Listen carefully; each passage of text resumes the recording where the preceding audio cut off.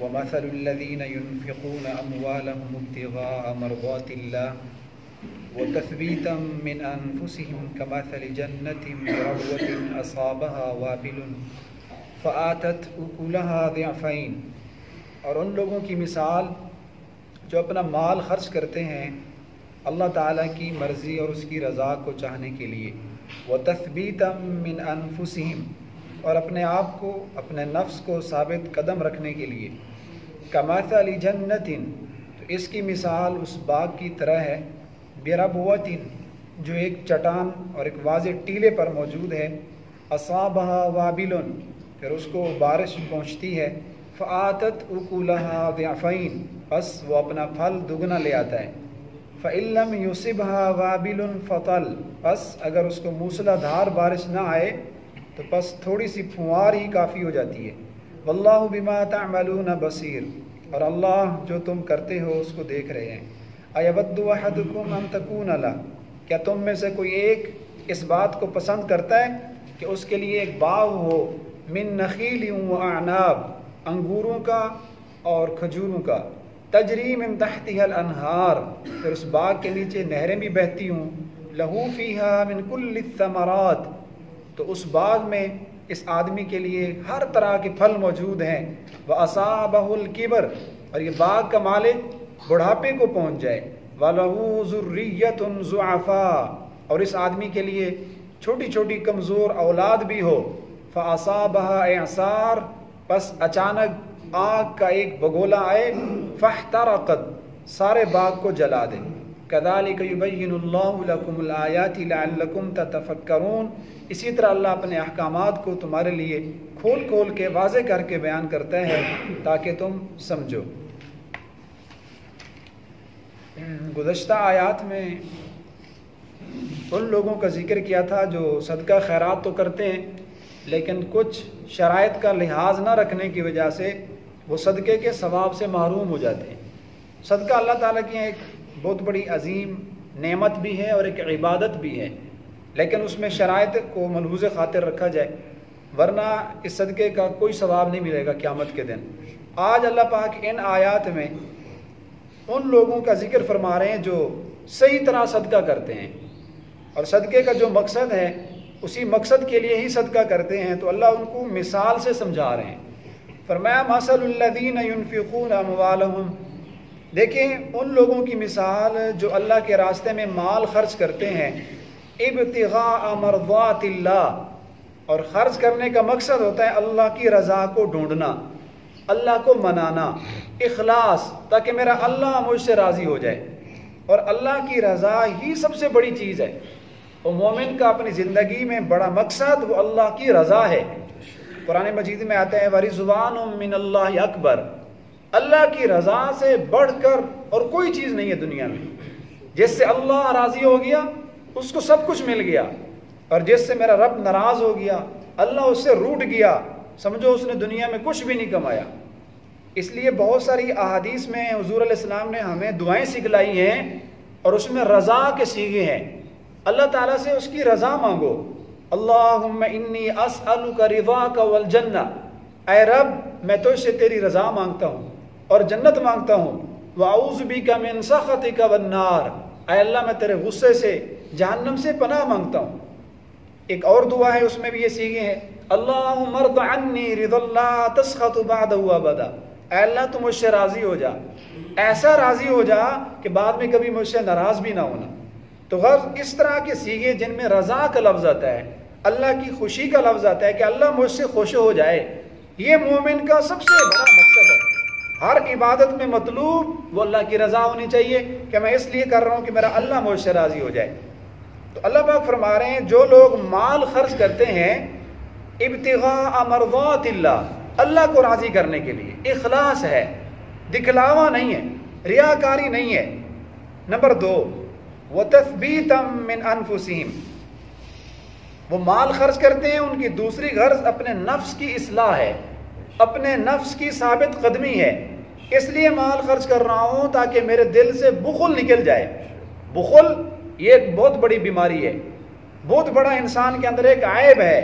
کہ اللہ نے مال تو بہت دیا ہے لیکن خرچ کرتے ہوئے بڑے وسوسے اور توہمات آتے ہیں، دل نہیں کرتا خرچ کرنے کو، سمیٹے جا رہا ہے۔ الذی جمع مالا وعددا، قرآن مجید فرماتا ہے ہلاکت ہے اس بندے کے لیے، بربادی ہے اس شخص کے لیے، الذی جمع مالا وعددا، جس نے مال کو جمع کیا ہوا ہے، وعددا، اور اس کو گن گن کے رکھتا ہے، روزانہ گنتا ہے کہ 1 روپیہ کم تو نہ ہو جائے، یحسب ان مالہ اخلدا، اور اس کا گمان یہ ہے کہ یہ مال میرے ساتھ ہمیشہ رہے گا۔ تو یہ بخیل آدمی اللہ تعالیٰ کے بڑا مبغوض ہے، اللہ تعالیٰ اس سے راضی نہیں ہوتے۔ اللہ فرماتے چاہتے یہ ہیں کہ میں نے ان کو مال دیا، یہ میرے راستے میں خرچ کریں۔ تو یہ لوگ خرچ کیوں کرتے ہیں؟ وَتَثْبِيتًا مِنْ أَنفُسِهِمْ، اپنے نفس کی اصلاح کے لیے،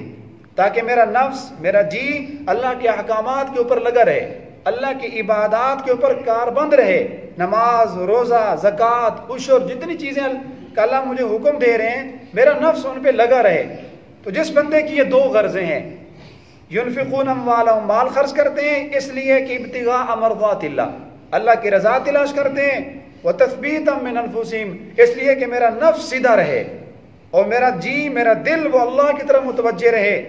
تو اللہ پاک فرماتے ہیں دیکھو ان لوگوں کی مثال کمثل جنت، اس باغ کی طرح ہے، بربوۃ، جو ایک ٹیلے کے اوپر ہے، ٹیلے کے اوپر ایک باغ ہے،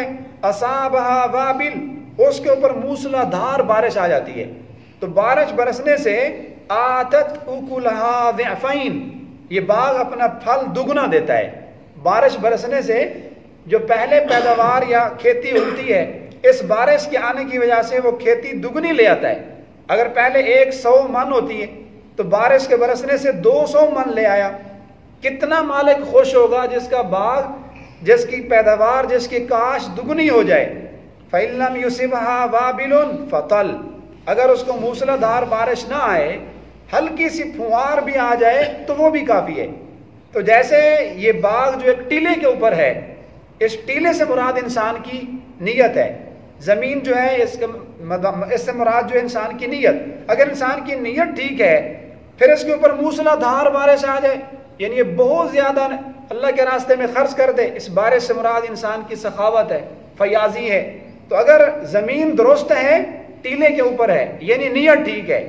پھر بہت زیادہ بارش آ جائے تو کھیتی دگنی، بہت زیادہ سخاوت کر دے تو اللہ کے ہاں بہت زیادہ ثواب۔ اگر بہت زیادہ بارش نہ آئے، ہلکی سی پھوار آ جائے، یعنی نیت درست ہو، اللہ کے راستے میں تھوڑی سی کوئی چیز بھی دے دے، اخلاص کی نیت سے تھوڑا سا بھی دے دے تو وہ بھی اس کے لیے کافی ہے۔ اگر موسلا دھار بارش آ جائے، یعنی سب کچھ اللہ کے راستے میں لٹا دے، یہ تو بہت بڑی اچھی بات ہے۔ اگر سب کچھ نہ دے، فطل، پھوار آ جائے، ہلکی سی کوئی چیز،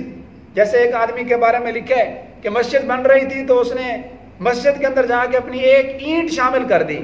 تو جو ثواب اللہ نے پوری مسجد بنانے والے کو دیا تھا، تو اخلاص کی نیت سے چپکے سے ایک بندے نے اپنی ایک اینٹ شامل کر دی، اللہ نے اس کو بھی وہی ثواب عطا کر دیا۔ تو ایک پھوار بھی کافی ہوتی ہے۔ غرض یہ ہے کہ زمین درست ہو، جس زمین میں ہم یہ پیداوار کاشت کر رہے ہیں، انسان کی نیت درست ہو۔ بنی اسرائیل کے ایک آدمی کا قصہ وہ مشہور ہے، جو ایک بستی سے گزر رہا تھا، اس نے دیکھا کہ اس بستی والوں میں قحط سالی ہے، لوگ پریشان ہیں، تو سامنے ایک ٹیلا تھا، اس کے دل میں خیال آیا کہ یا اللہ، اگر یہ ٹیلا آٹے کا ہوتا اور میں اس پر مالک ہوتا تو میں سارے کا سارا تیرے غریب لوگوں میں تقسیم کر دیتا۔ اللہ کے پاس پہنچا تو اس کے نام اعمال میں وہ ثواب لکھا ہوا تھا، تو پوچھنے لگا یا اللہ اتنا بڑا ثواب، یہ میں نے تو اتنی نیکیاں کی نہیں ہیں۔ تو اللہ پاک نے اس کو بتلایا کہ جو تو نے نیت کی تھی نا کہ کاش یہ ٹیلا آٹے کا ہوتا، میں غریبوں میں دے دیتا، تو اندر سے چونکہ مخلص تھا، تیرے اخلاص کی وجہ سے اللہ پاک نے تجھے ثواب دے دیا۔ تو میرے دوستو، اخلاص بڑی چیز ہے، اللہ کی رضا بہت بڑا ہمارا ہتھیار ہے۔ ہر عمل کے اندر اخلاص اور اللہ کی رضا یہ بنیادی چیز ہے۔ واللہ بما تعملون بصیر، اللہ پاک اس صدقے کا حکم دے کر فرماتے ہیں کہ دیکھو اللہ کی رضا، نفس کی اصلاح اگر مقصود ہے تو پھر تم صدقہ کرتے ہو تو میں اس بات کو بھی دیکھ رہا ہوتا ہوں، اور اگر تمہاری ریاکاری غرض ہے تو میں اس کو بھی دیکھ رہا ہوں۔ فرماتے ہیں آیا ود احدکم ام تکون لا، کیا تم میں سے کوئی بندہ یہ بات پسند کرتا ہے کہ اس کے لیے ایک بہت بڑا باغ ہو، من نخیل، کھجوروں کا، واعناب، انگوروں کا، تجری من تحتها الانہار، اور پھر اس کے نیچے نہریں بھی چل رہی ہوں، لہو فیہا من کل الثمرات، باغ اتنا خوبصورت ہے، اس کی لوکیشن اتنی پیاری ہے، ہر طرف سے انگوروں اور کھجوروں کے باغات ہیں، نیچے سے نہریں چل رہی ہیں، صاف شفاف پانی ہے، اور اس کے اندر ہر طرح کا پھل موجود ہے۔ اتنا خوبصورت وہ باغ ہے کہ اس میں کوئی ایسا پھل میوہ نہیں ہے جو اس میں نہ ہو، سارے میوے اس میں موجود ہیں۔ تو اس بندے کا یہ جو باغ ہے، مالک کا یہ جو باغ ہے، ہوتا کیا ہے؟ اصابہ الکبر، اس باغ کا مالک بڑھاپے کو پہنچ گیا، بوڑھا ہو گیا، بزرگ بن گیا، وَلَهُ ذُرِّيَّةٌ ضُعَفَاء، اور اس مالک کے پیچھے چھوٹی چھوٹی اولاد بھی ہے، جوان اولاد نہیں ہے، چھوٹے بچے ہیں۔ فَأَصَابَهَا اعصار، اچانک آگ کا ایک بگولا آیا، آگ کا شعلہ آیا، فاحترقت، اس نے پورے باغ کو جلا کے راکھ کر دیا۔ تو اس بندے کے کتنے ارمان ہوں گے دل میں، ساری زندگی جس نے کمایا، اب بڑھاپے کو پہنچا اور اس کی جمع پونجی یہی باغ تھا، باغ بھی اتنا قیمتی کہ اس میں ہر طرح کا پھل موجود ہے، اور پھر چھوٹی چھوٹی اولاد بھی ہو۔ تو اللہ پاک نے یہ قیدیں ساتھ اس لیے لگائی ہیں کہ یہ آدمی بڑھاپے کو پہنچ چکا ہے، یعنی دوبارہ یہ باغ لگا بھی نہیں سکتا۔ اگر جوانی ہوتی نا تو آدمی دوبارہ اور باغ لگا لیتا ہے، یہ بڑھاپے کو پہنچ چکا ہے، دوبارہ باغ بھی نہیں لگا سکتا۔ ارمان یہ ہے لہو ذریۃ ضعفاء، چھوٹی چھوٹی اولاد بھی ہے۔ اب اولاد کے لیے انسان سب کچھ کماتا ہے، اولاد بالغ بھی نہیں ہے کہ چلو اولاد یہ اور باغ لگا دے، اور جمع پونجی بھی نہیں ہے، تو دیکھو اتنے ڈھیروں ارمان ہیں، اس کے اوپر کیا گزری ہوگی، بڑھاپے میں اس کا باغ جل گیا۔ تو اللہ پاک فرماتے ہیں یہ بندہ جس نے صدقہ کیا اور اس میں مقصد ریاکاری اور دکھلاوا تھا، یا کسی پر احسان جتلا دیا، تو جیسے یہ بوڑھا آدمی جس کے چھوٹے چھوٹے بچے ہیں، اس کو باغ کی کتنی ضرورت تھی، کتنا محتاج تھا، تو مرنے کے بعد آدمی اپنے صدقے کا، خیرات کا اسی طرح محتاج ہوگا، لیکن جب اللہ کے سامنے جائے سب کچھ دیا ہوا اس کا برباد ہو گیا۔ جیسے یہ بوڑھا ضرورت مند ہے، محتاج ہے، تو مرنے کے بعد یہ آدمی بھی صدقے کی طرح محتاج ہوگا۔ اس کو امید تھی کہ میں نے اللہ کے راستے میں 1 مربع زمین وقف کی تھی، 1 کروڑ اللہ کے راستے میں دے آیا تھا، بڑی امید ہے اس کو اللہ کے ہاں، لیکن نار فاحترقت، جیسے اس آدمی کے باغ کو آگ نے جلا دیا، تو اس کی نیت بد نے، اس کی ریاکاری نے اس کروڑوں اور خربوں کے صدقے کو بھی ضائع کر دیا۔ تو اللہ پاک بات مثال سے سمجھاتے ہیں تاکہ بندوں کو اچھی طرح یہ بات سمجھ میں آ جائے۔ تو عزیز دوستو، اس پورے رکوع میں اگر ہم سرسری نظر دوڑائیں تو اللہ پاک نے صدقہ خیرات کے لیے، انفاق فی سبیل اللہ کے لیے ہمیں 6 شرطیں ذکر فرمائی ہیں۔ 3 شرطیں اس میں وجودی ہیں، مثبت ہیں، یعنی ان کا ہونا ضروری ہے۔ پہلی شرط جن کا ہونا ضروری ہے وہ ایمان ہے۔ اگر ایمان نہیں ہے، انسان حالت کفر میں ہے، جتنا بڑا بھی صدقہ کر دے اس کا ثواب نہیں ملے گا۔ دوسری شرط اخلاص ہے، اللہ کی رضا ہے، اور اگر دکھلاوا ریاکاری ہے تو پھر بھی اس میں ثواب نہیں ملے گا۔ اور تیسری شرط یہ ہے کہ اس میں اتباع سنت ہو۔ اتباع سنت فی صدقہ کا مطلب یہ ہوتا ہے کہ ہم پہلے معلوم کر لیں جس جگہ میں ہم خرچ کر رہے ہیں وہ خرچ کرنے کا مصرف بھی ہے یا نہیں۔ بسا اوقات انسان اپنے دل دماغ سے ایک خیال بنا لیتا ہے کہ اس میں خرچ کروں گا تو ثواب ہے۔ علماء سے پوچھ کر جہاں صدقہ خیرات لگا رہا ہے وہ مصرف ہونا چاہیے۔ اتباع سنت کا مطلب یہ بھی ہے کہ اپنے رشتہ داروں کو مقدم رکھے، وہ اہل و عیال جن کا خرچہ انسان کے اوپر مقدم ہے، بیوی کو دیتا نہیں، دوسروں کے اوپر صدقہ خیرات کرتا پھر رہے، والدین پہ خرچ نہیں کرتا، اولاد کو نہیں دیتا، گھر میں بخیل ہے اور باہر صدقے کر رہا ہے، تو جن لوگوں کا اس کے اوپر واجبی صدقہ ہے پہلے ان کو دے، نان نفقہ جو ذمہ داری ہے ان کو دینے کے بعد پھر آگے دوسرے لوگوں کو، رشتہ داروں کے علاوہ لوگوں کو دو۔ یہ مطلب ہے اتباع سنت کا۔ اور 3 شرطیں جو ہیں وہ عدمی ہیں، یعنی وہ نہیں ہونی چاہیے۔ نمبر 1، کسی پر احسان نہ جتلائے۔ نمبر 2، اس میں کسی کو اذیت نہ دے، اس انداز میں صدقہ دے کسی کو تکلیف نہ ہو۔ اور نمبر 3، اس میں ریاکاری اور دکھلاوا نہ ہو۔